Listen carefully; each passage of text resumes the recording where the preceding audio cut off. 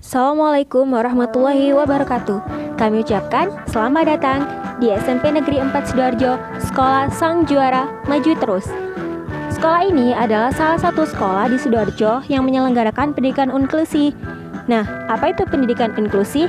Untuk lebih jelasnya, mari kita sama-sama menyimak video berikut ini yang akan disampaikan oleh guru-guru pembimbing khusus di SMP Negeri 4 Sidoarjo. Selamat menikmati.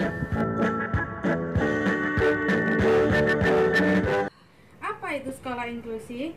Sekolah yang memberikan kesempatan bagi anak berkebutuhan khusus agar bisa bersekolah di sekolah umum bersama dengan anak-anak reguler, agar mereka juga bisa mendapatkan teman dan pengalaman yang lebih luas. Apa saja peraturan pemerintah tentang pendidikan inklusi ada di Permendiknas nomor 70 tahun 2009.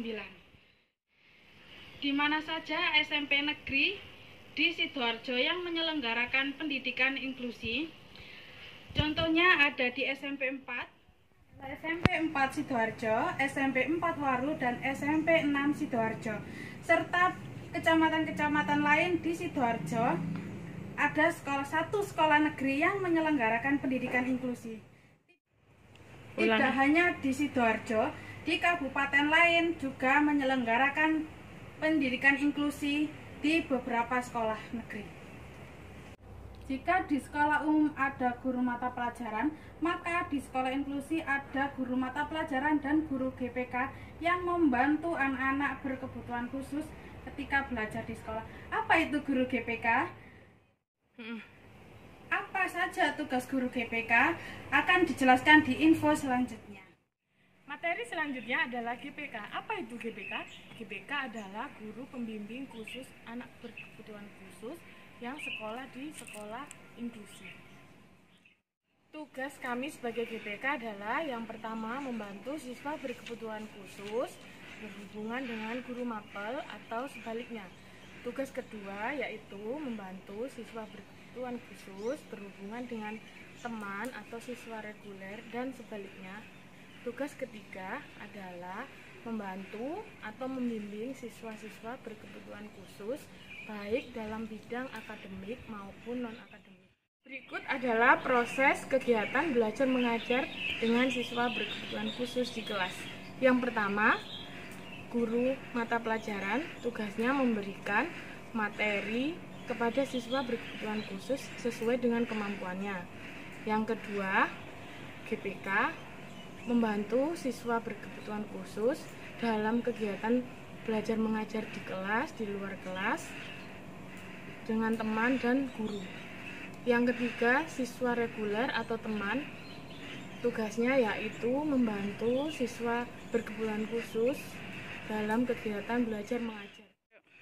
Materi selanjutnya, yuk kita mengenal berbagai jenis hambatan pada siswa berkebutuhan khusus. Baik, kita sampai pada materi selanjutnya, yakni mengenai anak berkebutuhan khusus. Nah, apa itu anak berkebutuhan khusus?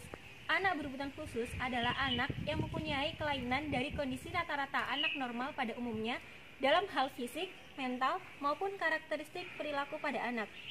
Untuk lebih jelasnya, kalian bisa melihat slide berikut ini. Di dalam gambar ini, kalian bisa melihat ada anak yang membutuhkan bantuan kursi roda, atau mungkin ada yang membutuhkan tongkat untuk berjalan. Itu menunjukkan bahwa anak berkebutuhan khusus membutuhkan beberapa alat bantu untuk bisa membantu kehidupan sehari-hari mereka. Atau mungkin ada beberapa treatment yang bisa diberikan untuk bisa membuat mereka berjalan seperti biasanya.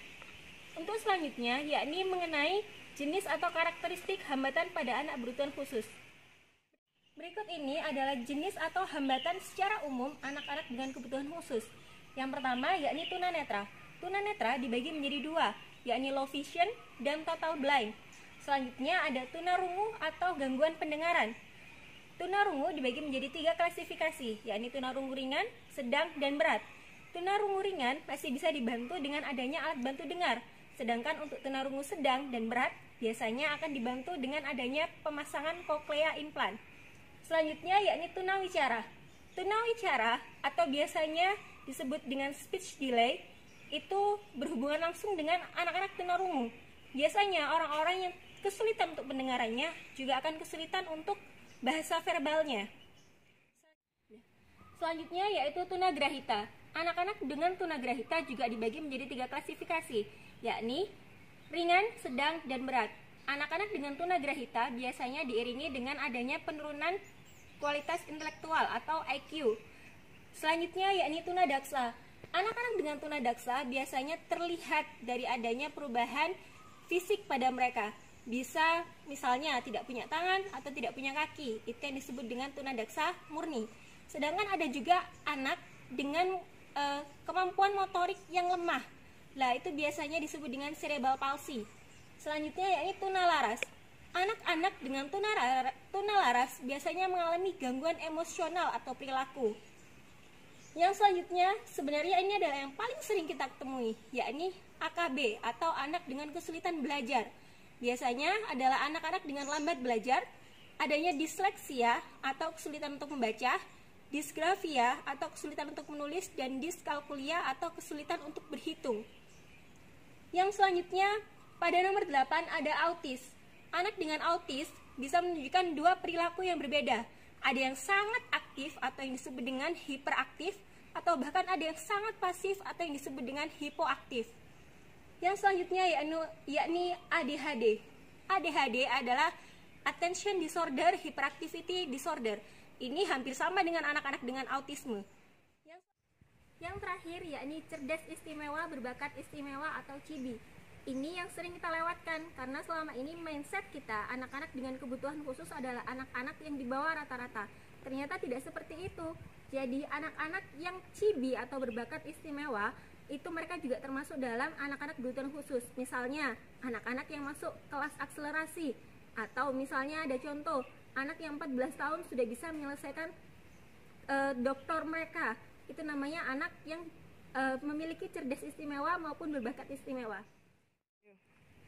Nah, baik anak-anak, materi kita sudah selesai untuk hari ini.